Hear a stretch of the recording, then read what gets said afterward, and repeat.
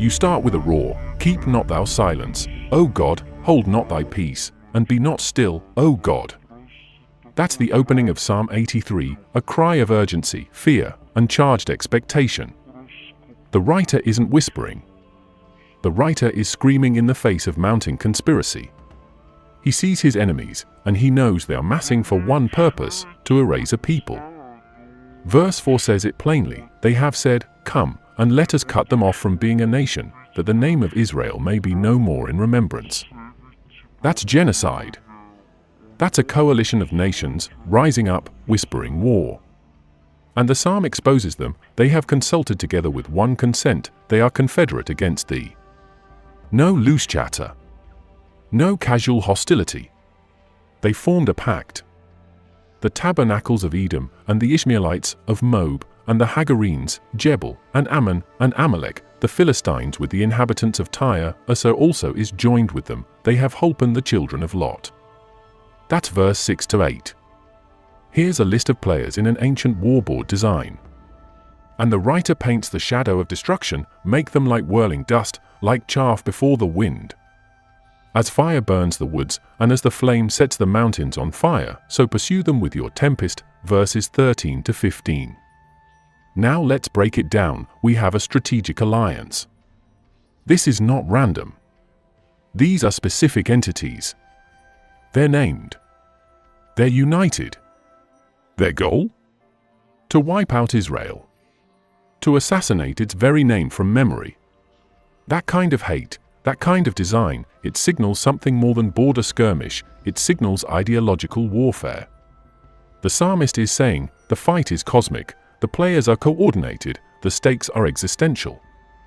Who are these enemies?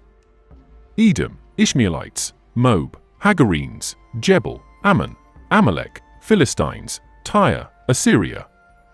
That's powerful.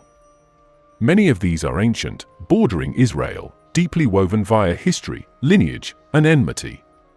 They surround Israel on all sides, the east, west, north, south. The text isn't shy. The nations talk together in secret against Israel. They take crafty counsels against God's hidden ones. The writer identifies the invisible, God's people. Hidden, threatened, under siege. The charter of this coalition? Let us take possession of for ourselves the pastures of God. That phrase, the pastures of God, rouses something. The land is not just territory, it's divine inheritance.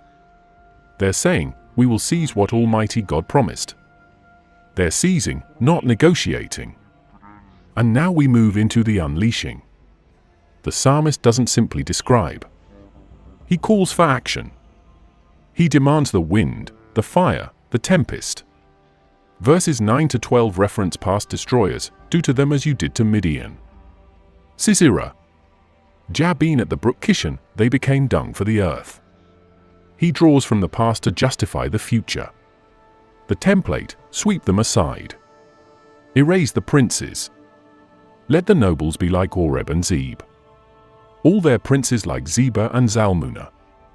The memory of forgotten annihilation is summoned.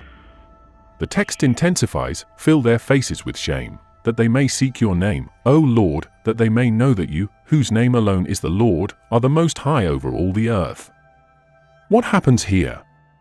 The writer demands not only defeat of the enemy, but public humiliation, revelation, acknowledgement.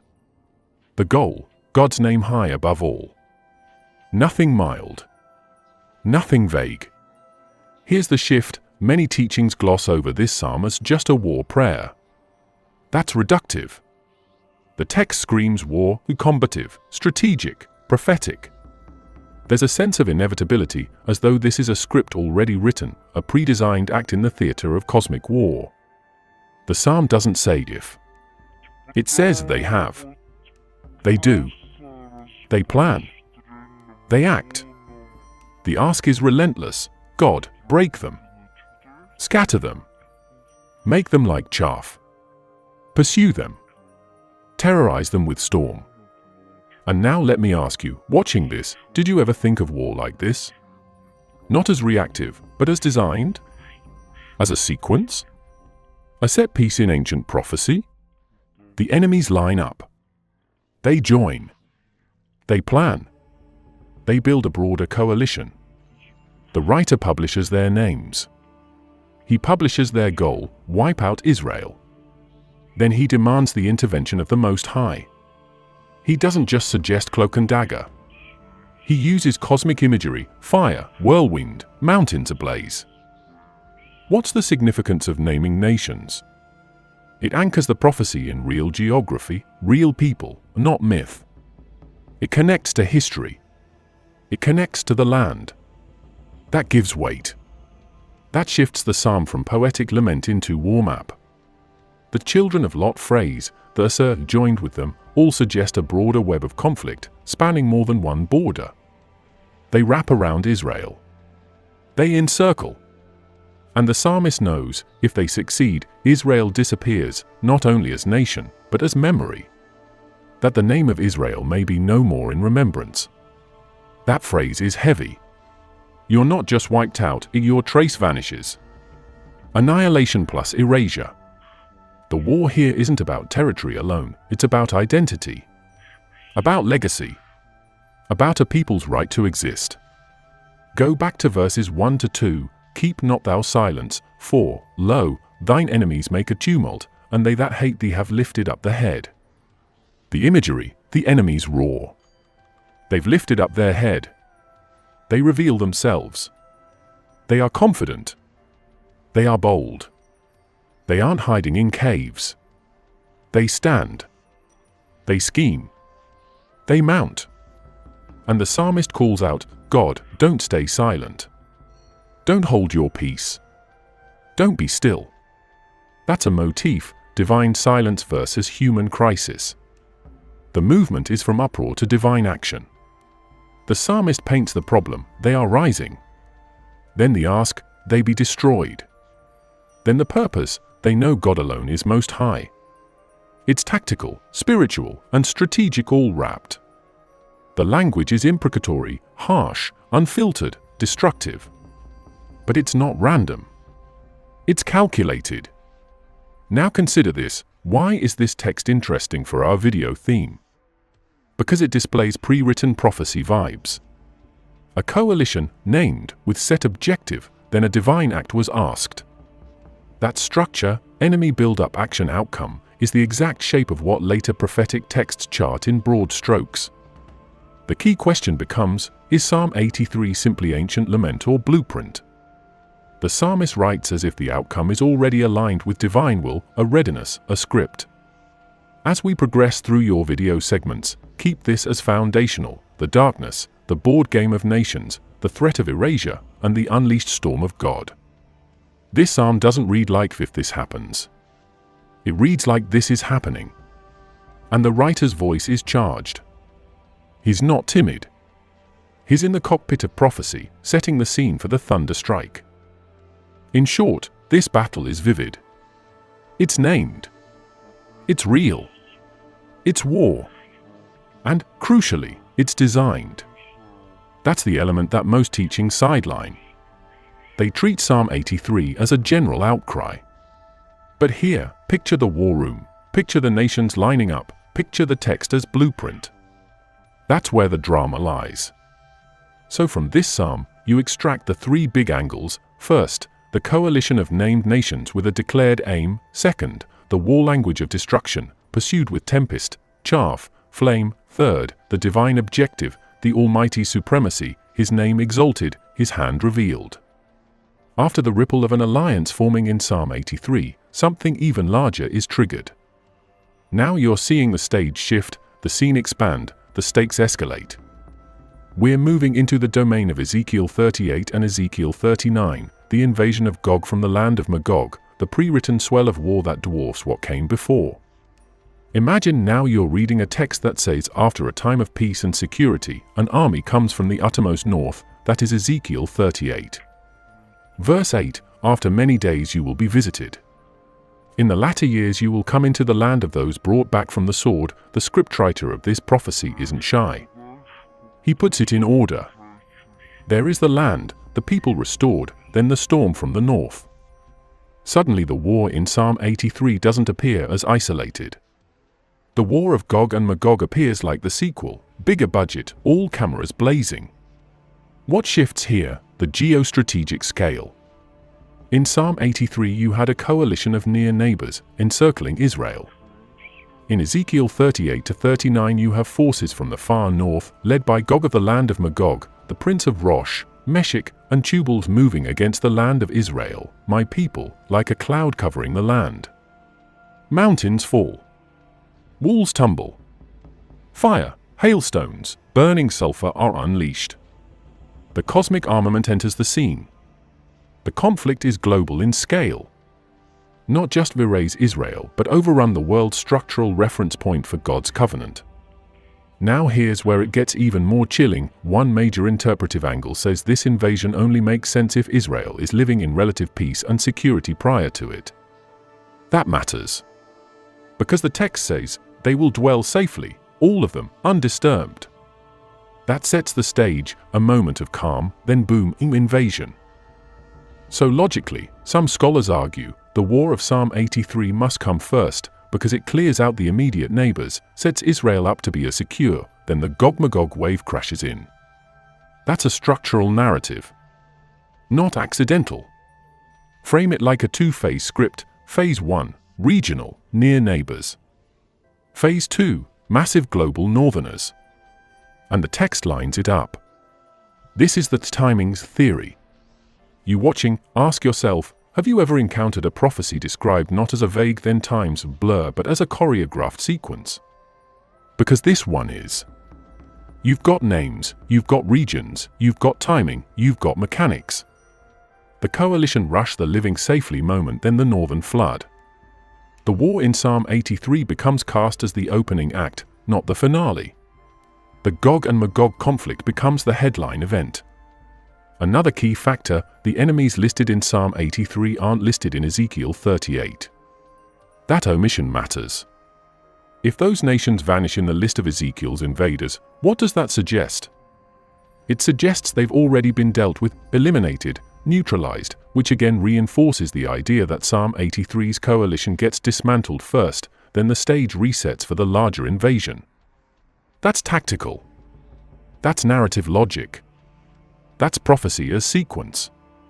As we trace this, the language intensifies. In Ezekiel 38 verses 22 to 23, I will execute judgment on him with plague and bloodshed. I will pour down torrents of rain, hailstones, and burning sulfur on him and on his troops and on the many nations with him.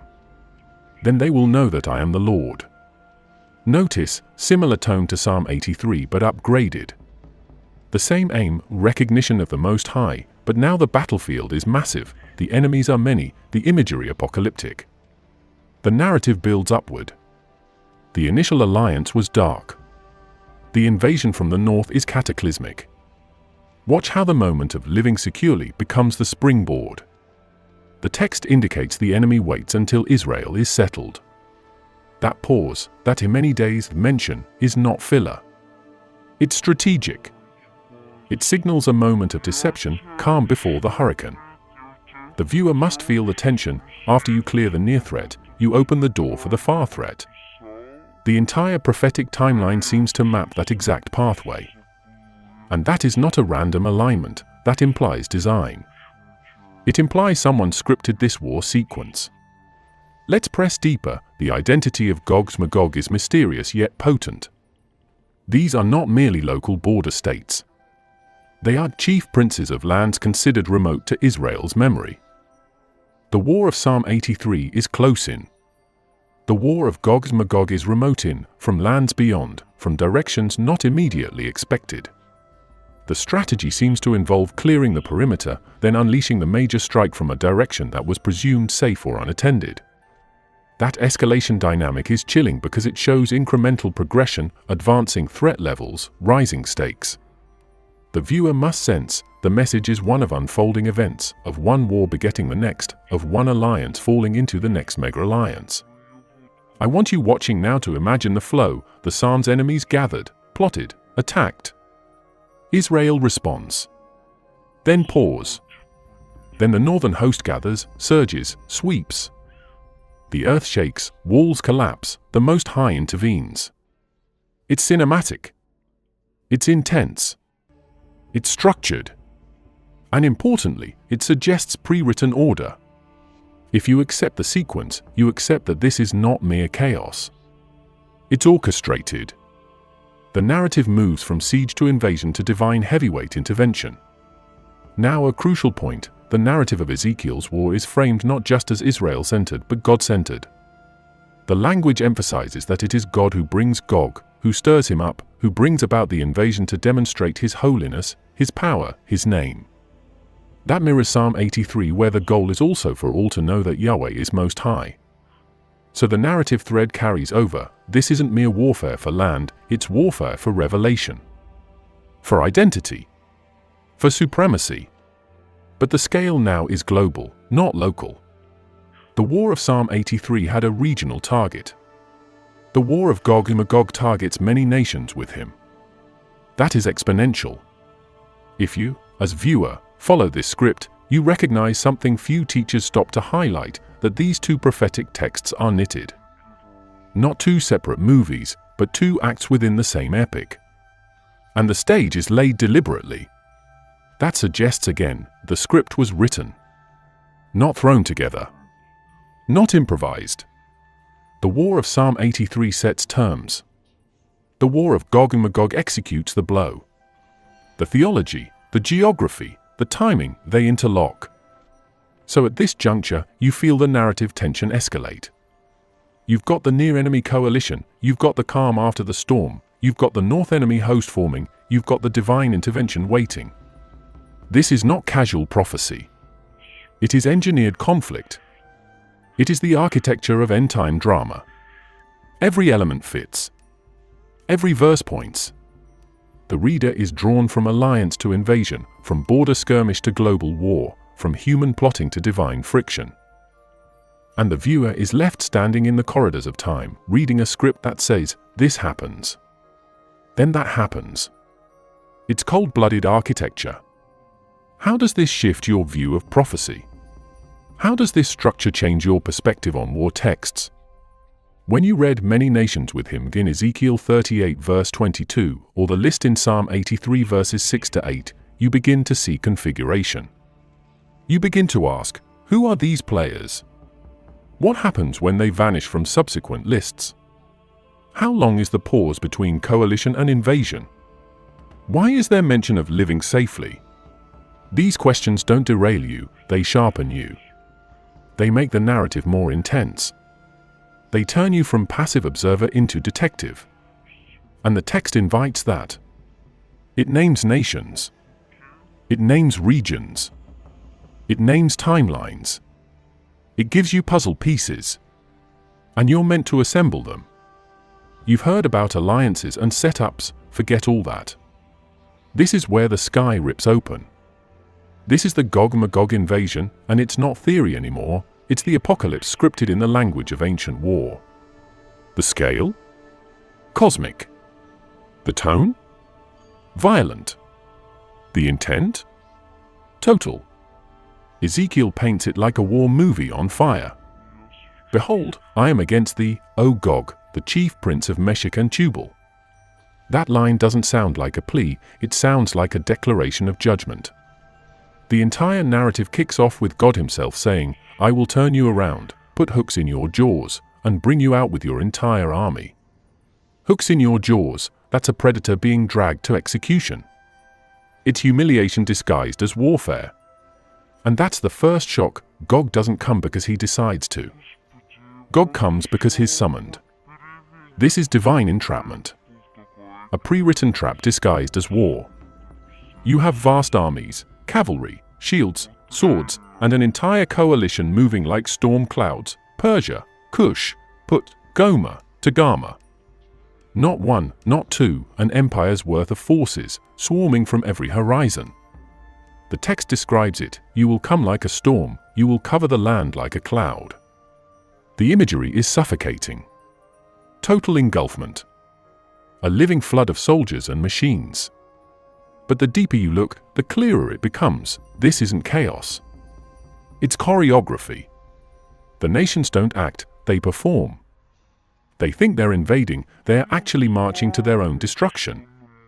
That's the hidden engine behind the Gog and Magog war. Every movement of the armies is a line in an ancient script. The power here isn't in their weapons, it's in the precision of prophecy. You can feel it, a war orchestrated to reveal control, not chaos. Let's dissect the architecture. Gog is the head. Magog is the territory, an ancient label for northern barbarian lands, the periphery of civilization. Together, they become the archetype of the ultimate invader. The coalition is massive: Persia to the east, Libya and Ethiopia to the south, Gomer and Togarmah from the north. It's a full compass invasion, north, south, east, west, designed to surround. Israel stands at the center, the eye of the storm. This isn't random. It's symbolic geometry, a four-directional assault representing the world arrayed against the covenant nation. The narrative crackles with tension. Gog's motive is greed. You will say, I will go up to the land of unwalled villages, to take spoil, to seize plunder. The arrogance bleeds through. The invader sees peace, sees wealth, and wants it. But this arrogance is bait. Gog believes his hunting is actually the prey. He's walking into divine crosshairs. That's the dark brilliance of the prophecy. It's not just a war, it's a setup. The moment Gog's forces cross into the land, the counterstrike ignites. The text says earthquakes shatter mountains. Walls collapse. Hailstones rain down. Fire and sulfur burn through armies. The ground itself revolts. The same earth that Gog sought to conquer turns executioner. The language isn't metaphorical, it's cinematic.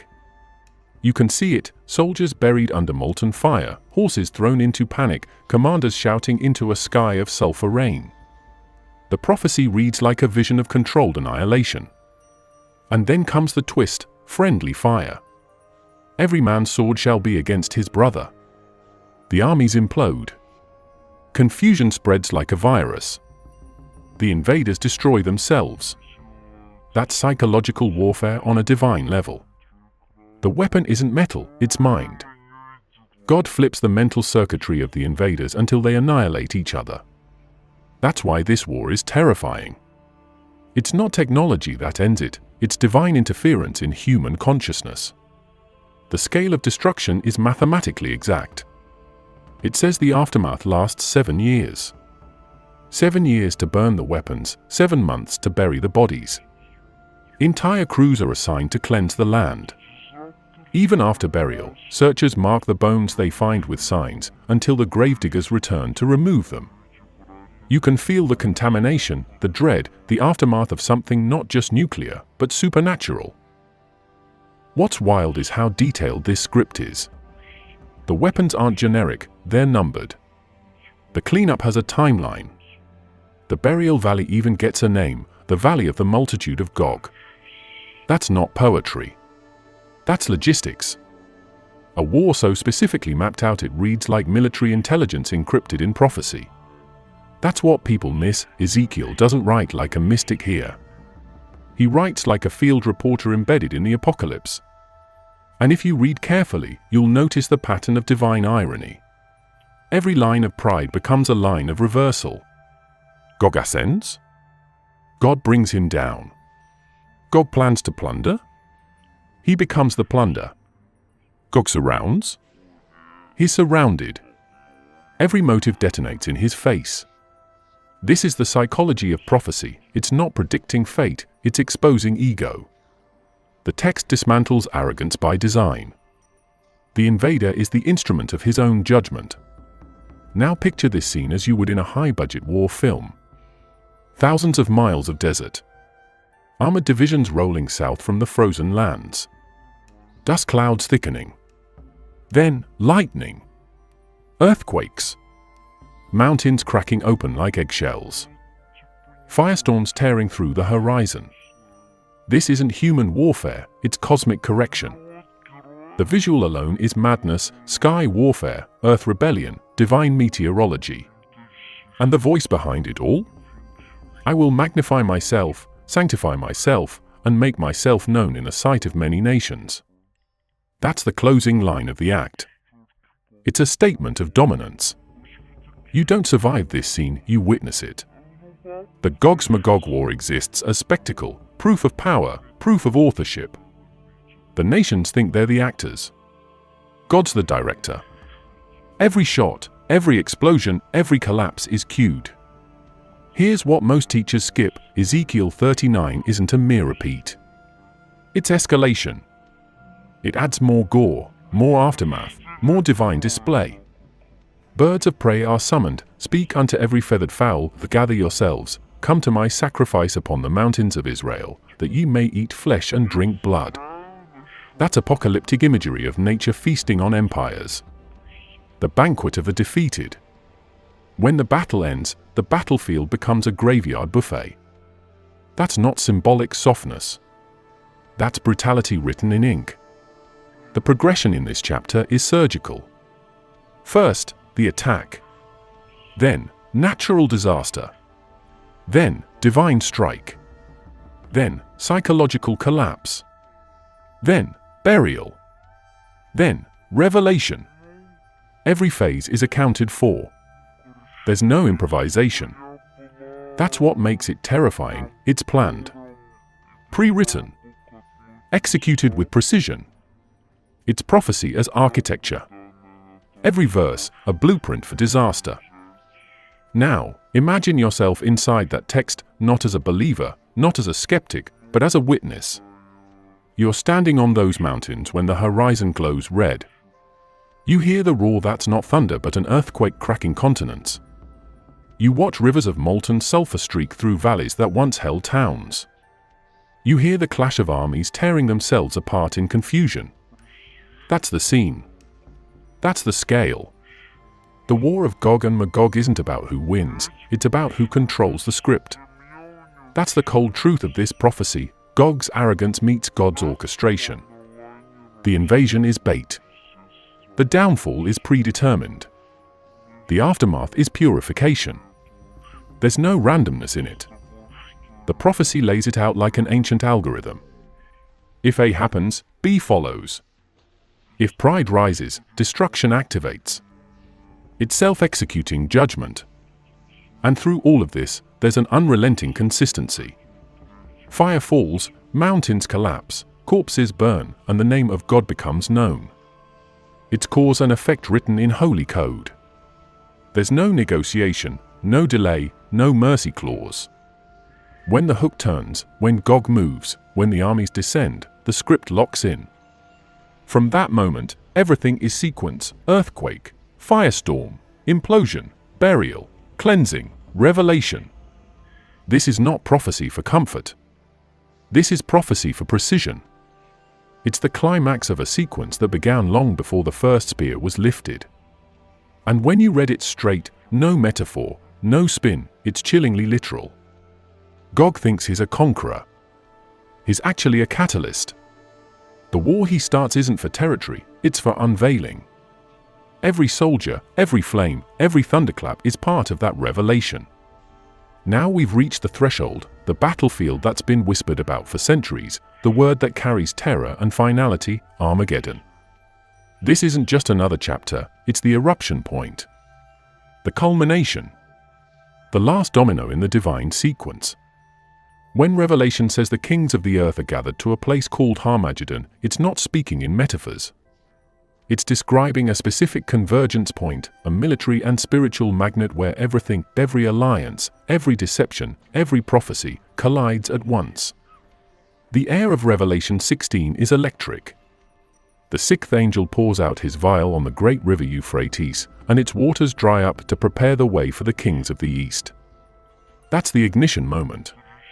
The floodgates of war open, not because armies decide it, but because cosmic permission is granted. The text calls it a gathering engineered by three unclean spirits like frogs that come out of the mouth of the dragon, the beast, and the false prophet. These are not ordinary entities.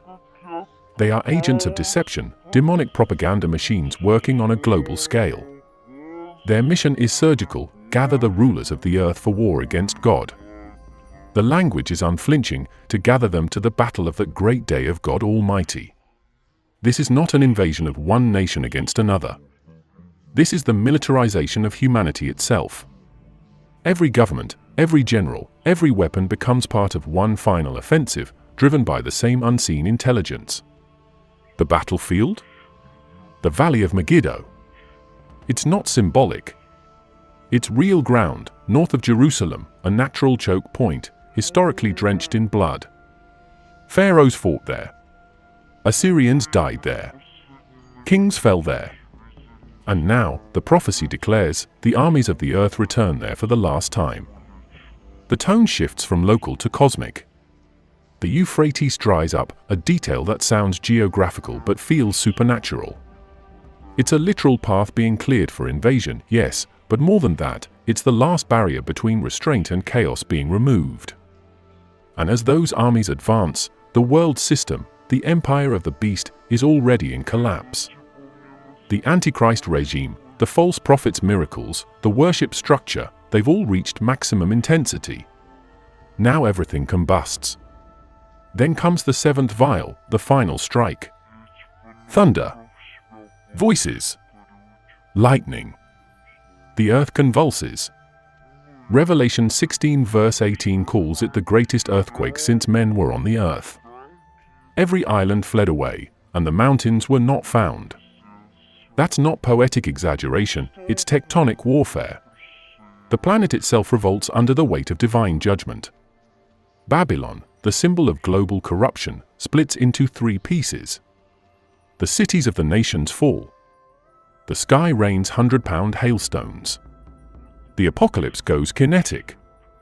And through this chaos, the armies still gather, blind, possessed, moving like insects drawn to a fire they can't comprehend. The valley becomes a funnel. Kings from the east, armies from the west, the beast's forces from the south, they all converge. The book of Revelation doesn't hide the gore. Chapter 19 describes the aftermath as the great supper of God, where birds feast on the flesh of kings, captains, mighty men, horses, and all free and slave, small and great. It's the divine inversion of a banquet. This time, humanity is the meal. Focus on the precision. Armageddon isn't chaos, it's execution. The text isn't just describing global war, it's describing synchronized fulfillment. Every bowl, every trumpet, every seal, layered judgments leading here. The language of Revelation is mechanical, 7 seals, 7 trumpets, 7 vials.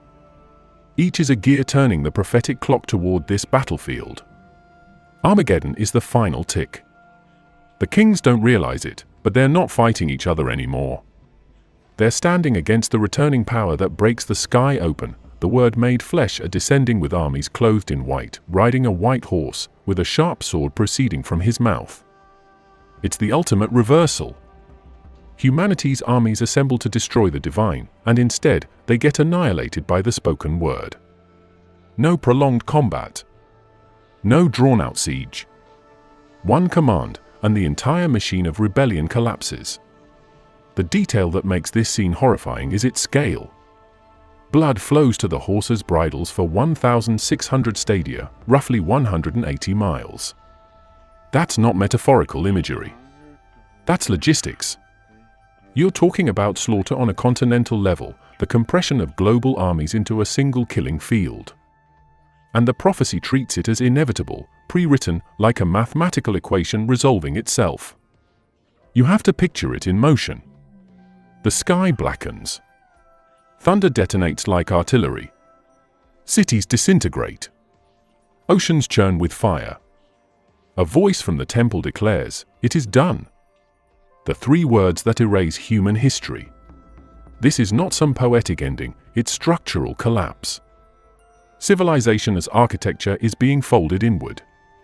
And yet, amidst all of this, the prophetic order holds, the sequence was designed, and every event snaps into its assigned slot. Armageddon is not a surprise in the text, it's the logical endpoint. The system was built to break this way. The seals began it, the trumpets escalated it, the bowls finalized it. Each stage compounds pressure until the earth itself becomes the theater of judgment. No negotiation, no treaty, no surrender, just culmination. The frightening brilliance of this prophecy lies in its symmetry. It begins with humanity's unity against heaven, the kings of the earth and of the whole world, and ends with heaven's absolute supremacy. There's no dialogue, no diplomacy, just eradication. The forces of darkness gather themselves into one focal point so that their destruction is efficient. It's divine convergence, everything drawn into one final vortex. The ancient geography of Megiddo makes it even more unnerving. This valley sits between mountain ranges, forming a natural corridor between empires. It's been the scene of countless wars because it's the perfect trap. Armageddon isn't random, it's tactical genius. The battlefield itself is designed to lure armies in and crush them under divine fire. The same valley that swallowed Egyptian chariots and Canaanite kings becomes the mouth of the final judgment. And the book of Revelation doesn't soften it. It portrays this battle not as a clash of equals, but as a demonstration. The beast and the false prophet are captured alive, thrown directly into the lake of fire. Their armies vaporize. Their followers' mark means nothing. All human power evaporates in the presence of the returning king. The apocalypse doesn't end with struggle, it ends with silence. The Battle of Armageddon isn't fought, it's executed. You can feel the cold precision in the way Revelation narrates it. There's no hesitation, no emotion. The voice from heaven announces victory before the battle begins. The armies below are puppets on invisible strings. The three frog spirits that deceived them have already done their work, pulling every government and soldier into a single killing ground. That's the real horror, humans thinking they're fighting for freedom when they're walking straight into destiny's trap. The sensory overload of this scene is staggering. Smoke thickens over the Jezreel Valley. The ground opens. Volcanoes detonate. The sky splits with flashes like plasma fire. The air is sulfur, metal, and blood. You can hear the cries of collapsing empires, the final roar of mankind's military power dissolving into dust. Every human institution, religious, political, economic, implodes here. The prophecy calls it the day of the wrath of God the Almighty. And it's here that time seems to fold. The prophets saw this centuries apart. Joel called it the Valley of Decision. Zechariah called it the moment when the Lord's feet stand on the Mount of Olives and it splits in two. John sees it from above, one seamless, devastating sequence. That's the terrifying precision of prophecy. Across centuries, multiple voices describe one event with unified imagery. Different messengers, same vision. The blueprint is identical. What makes this scene unforgettable isn't just destruction, it's orchestration. The armies march willingly. The Euphrates dries willingly. The sky collapses on cue. Everything obeys timing. Every earthquake, every hailstone, every command, pre-written. That's what gives Armageddon its weight. It's not chaos, it's completion. Every prophecy that began in Psalms, Ezekiel, Daniel, and Revelation folds here like a map closing.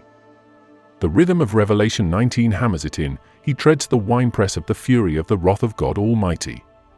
The imagery is visceral. Crushing grapes becomes crushing nations. The same valley that has soaked in blood for millennia now becomes the world's winepress, squeezing the last defiance out of humanity. The symbolism is brutal and perfect. The world raised its armies, now it's crushed under the weight of its own rebellion. The silence after Armageddon doesn't last. Because the story doesn't end in smoke, it opens a darker door, one that the sanitized versions of Scripture never touch.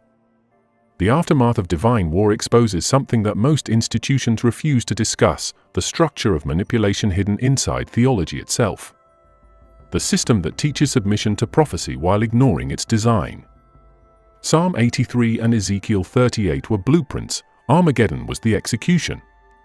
But what comes after the fire is the revelation of how much of religion's framework has been engineered to obscure that architecture.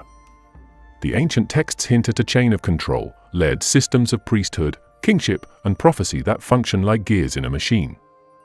The wars are not separate, they're mechanical steps. Each conflict clears one set of powers so another can rise. That's the unspoken pattern behind every so-called holy battle. Prophecy here isn't prediction, it's programming.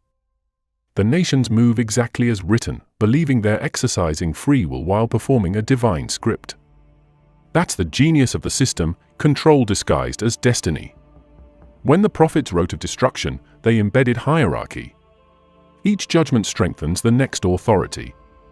The destruction of the northern host strengthens the empire of the beast. The fall of Babylon consolidates divine kingship. Even rebellion is absorbed. Nothing escapes the gravitational pull of this architecture. That's why the book isn't just about faith, it's about order.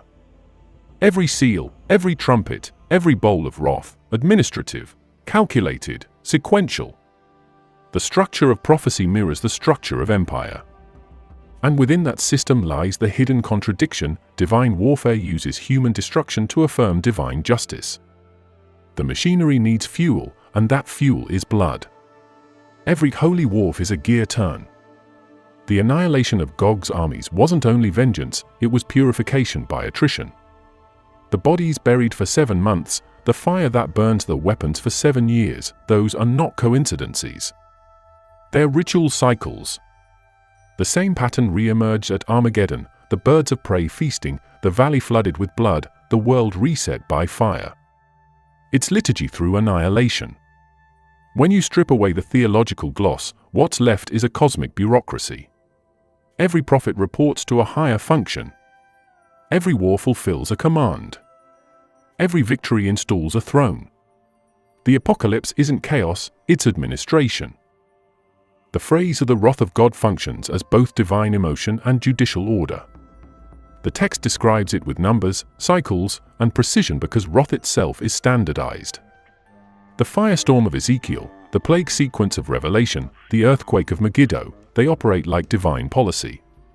It's not passion, it's enforcement.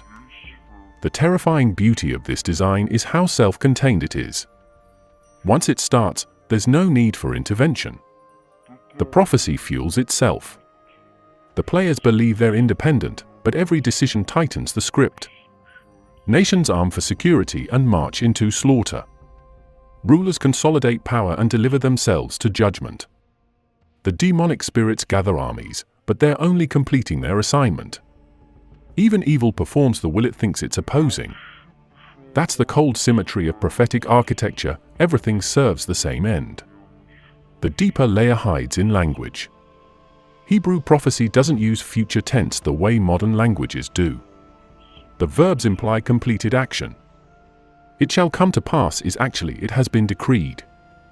So when these texts describe wars and judgments, they're not predicting, they're reporting. Time, in this model, isn't linear, it's looped. The psalmist, Ezekiel, John, they are not foreseeing events, they're watching recordings.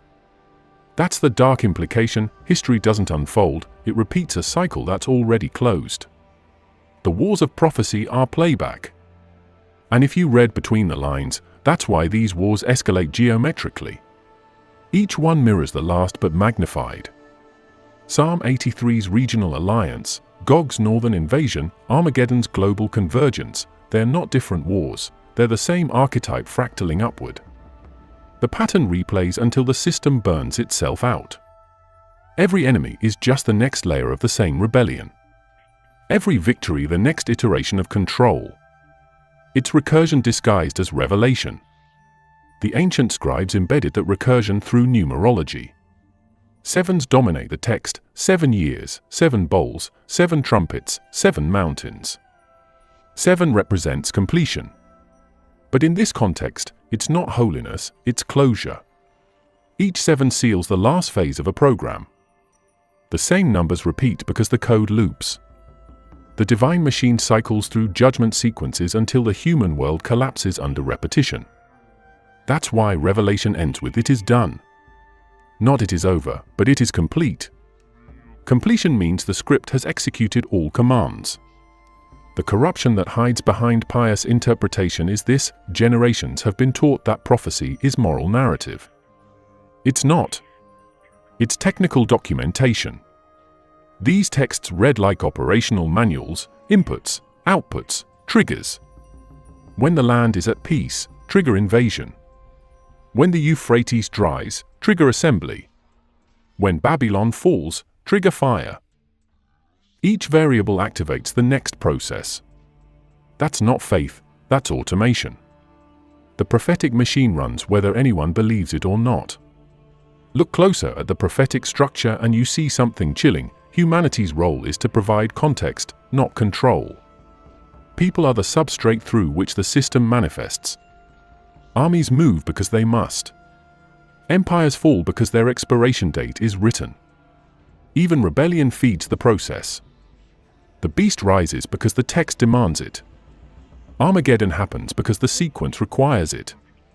There is no free will here, just pre-programmed fulfillment. The concept of choice exists only to make the machine believable. That's why the institutional teaching dulls this edge. If the public understood prophecy as algorithmic, the illusion of control collapses. Religion depends on interpretation, not revelation. Keep people believing they can delay or alter prophecy, and you keep them engaged. Reveal that it's fixed code, and the hierarchy loses its grip. That's the secret function of organized faith: maintain narrative ambiguity while the program runs in the background. This is why the prophetic books are written in cycles, with visions nested inside visions. Each prophet references others, creating a self-referential system.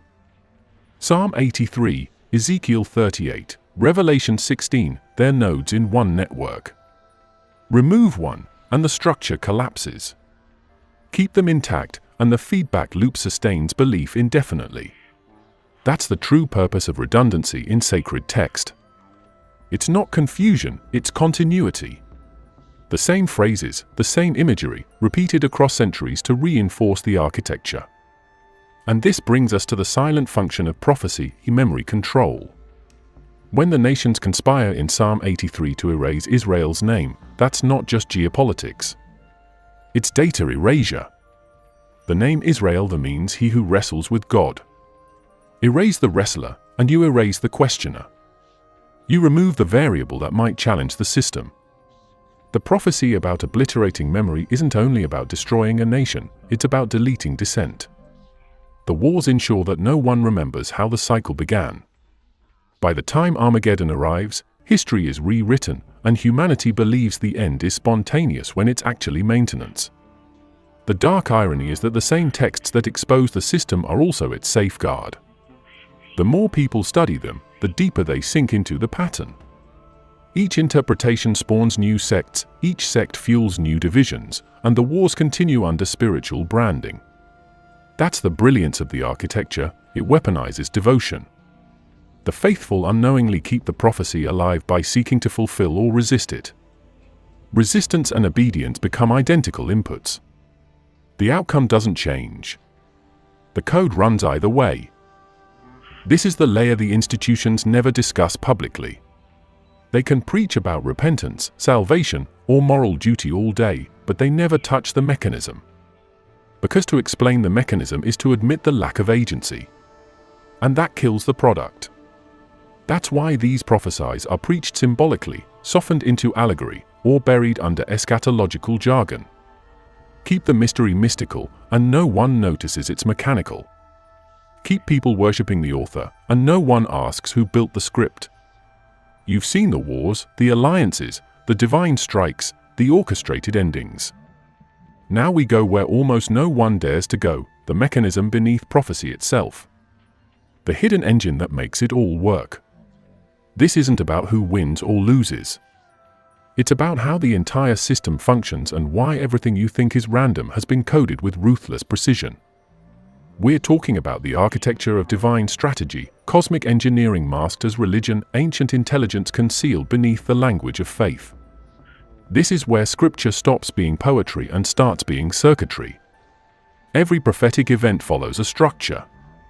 Not storytelling structure, mechanical structure. Cause, trigger, response, correction. It's the same algorithm repeated in every so-called judgment. A nation rises, it sins, it's punished, it collapses, it's replaced. That's not history. That's a formula. Every prophet, from Asaph to Ezekiel to John, describes events using modular patterns.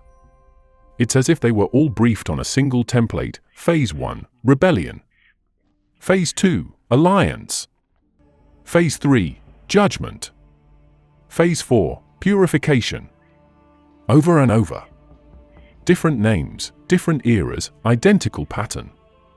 The first thing you need to understand is that prophecy isn't prediction. It's replication.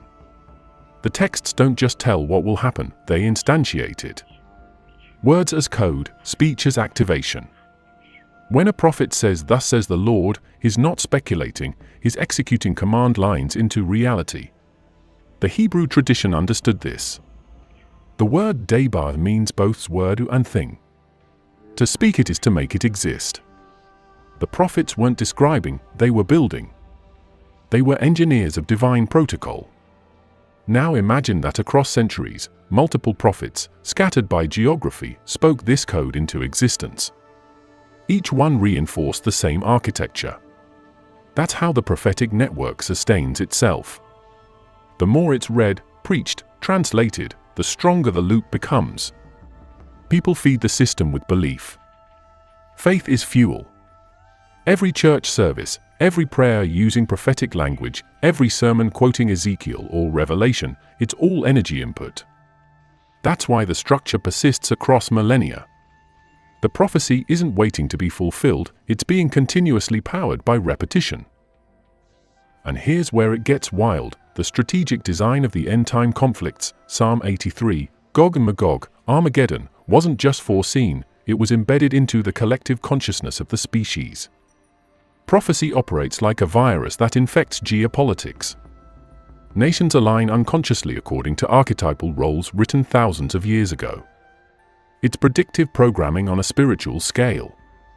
The moment a leader fits a role, king of the north, beast, false prophet, the script activates. They start acting according to pattern without ever realizing it. That's why history keeps rhyming. It's not coincidence, it's obedience to the original code. Look at the mechanics of the prophecy chain. Psalm 83 sets the ignition, a regional conspiracy. Gog and Magog expands the scope, a northern invasion. Armageddon finishes the circuit, global collapse. That's not evolution, that's iteration. It's a three-tier system of escalation built like concentric circles. Each war is both a fulfillment and a reset.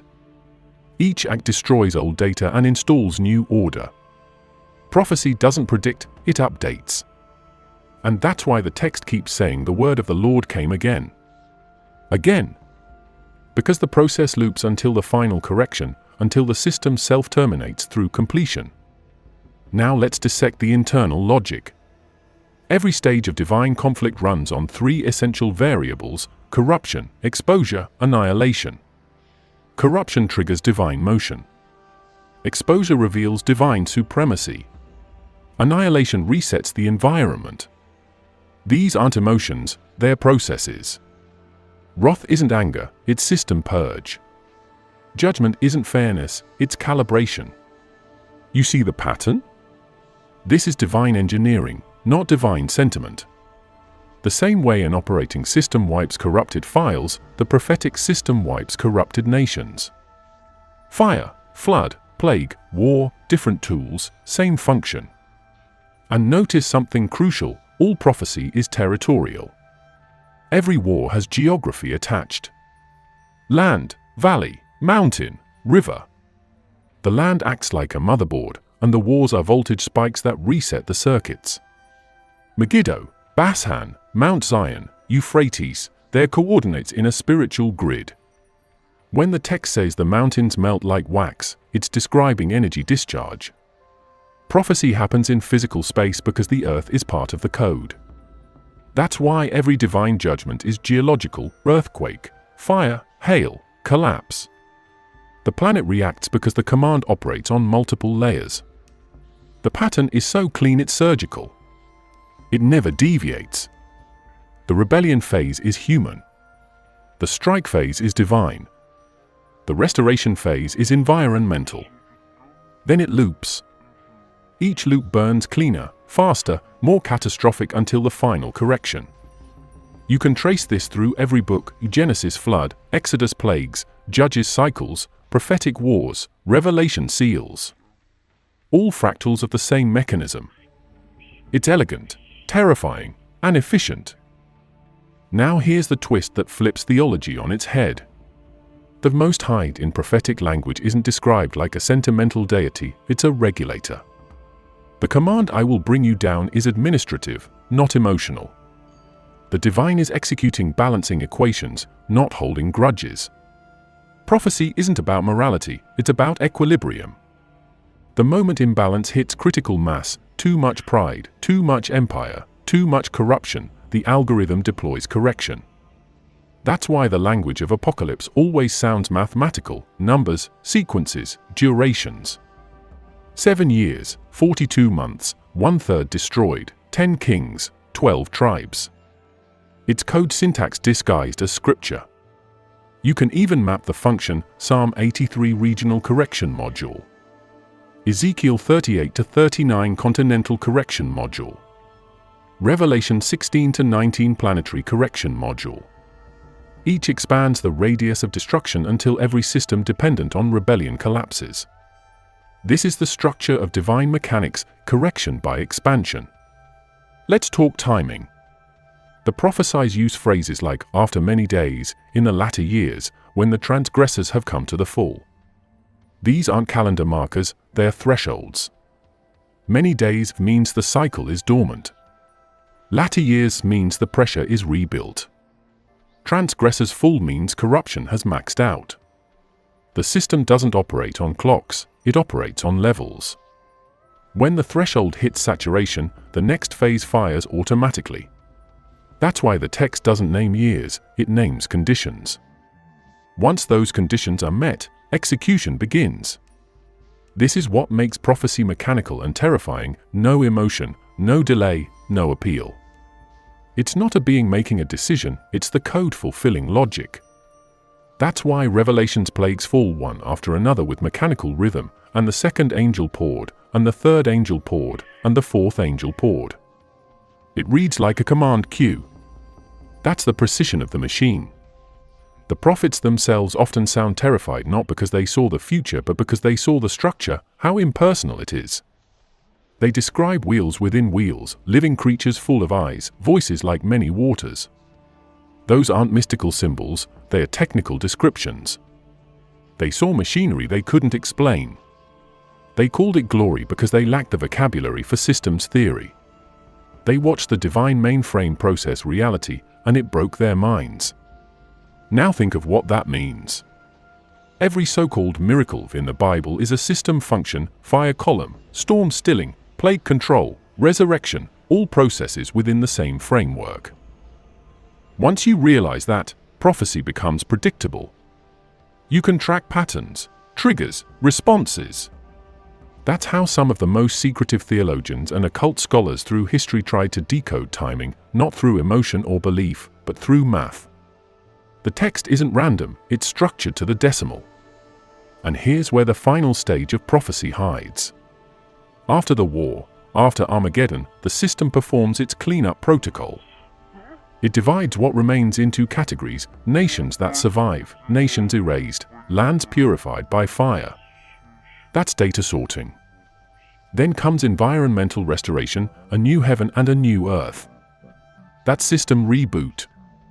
It doesn't mean brand new creation, it means reset to default parameters. The divine algorithm clears memory and restarts with optimized code. The cycle closes perfectly. This is why prophecy never actually ends. It restarts under a new configuration. The new heaven, the new earth, the new Jerusalem, they're not poetic, they're upgraded environments. It's version 2.0.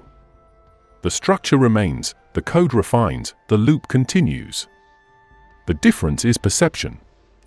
The survivors don't see it as war, they see it as paradise because the program runs clean. That's the secret most teachings can't touch. Prophecy isn't a countdown to extinction. It's maintenance of a closed system that sustains itself through destruction. Everything you've heard, from Psalm 83 to Armageddon, fits inside that one engine. Wars, plagues, earthquakes, fire, all mechanisms. Judgment isn't moral, it's mechanical. And the prophets weren't poets, They were technicians describing what they saw in language that humans could process. When the machine completes its cycle, the last line is spoken, it is done. That's not emotional closure, that's operational confirmation. The system has finished its update. And that's the entire secret of divine prophecy, the gears, the thresholds, the architecture that turns theology into code. Every generation that reads these words keeps the circuit alive. Every declaration, every ritual, every repetition, data reinforcement. That's why prophecy never dies, it runs in the background of history, constantly refreshing itself through human consciousness. Thank you for watching to the end of this deep dive. You stayed through the noise, through the fire, through the layers of this ancient machine, and that makes you part of the few who see how deep the structure goes. I appreciate every second you gave to this journey. Stay awake, stay sharp, and thank you for watching until the very end.